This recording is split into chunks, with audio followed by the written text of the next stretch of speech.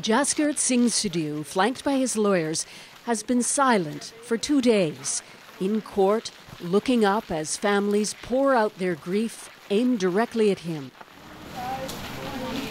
The Joseph's youngest son, Jackson, was thrown from the bus last April 6th.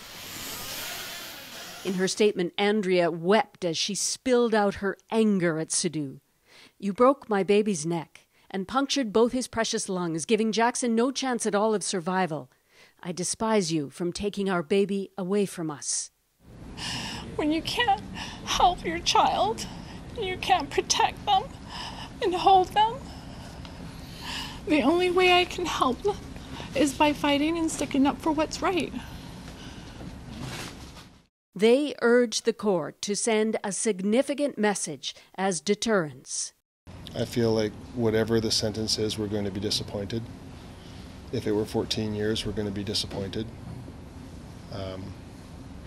I think the only thing that would leave us not disappointed would be something new, something different, something that set precedent.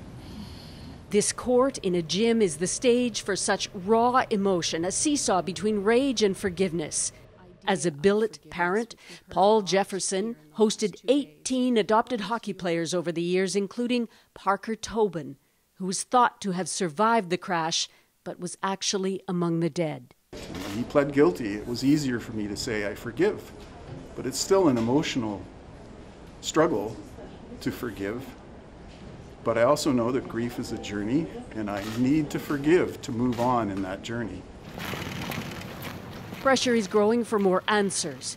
By the time of the crash, Sidhu had 70 logbook errors, mostly bookkeeping, but a sign for some he wasn't well enough trained for the job. Clearly he wasn't filling out his logbooks. Clearly he was lost. He had no idea where he was in his world. Was his boss in his ear telling him that he'd better get his ass in gear because he's running behind? Sidhu's legal team will give sentencing arguments later this week at the end of the victim impact statements. Clearly, taking a toll on everyone. Susan, hard for us to imagine just how difficult it's been for everyone in that room, and there's still more to come. Yeah, this court has heard over 70 stirring victim impact statements, and there are 16 more coming up tomorrow. You know, the parents dreaded this, getting up here and going through the trauma again, but they seem quite relieved once this part is over. Next, the prosecution and the defense teams will both deliver their sentencing arguments, the mitigating or aggravating factors that went into that drive last April 6th. And we may learn a little bit more about what happened, why, in fact, he didn't stop.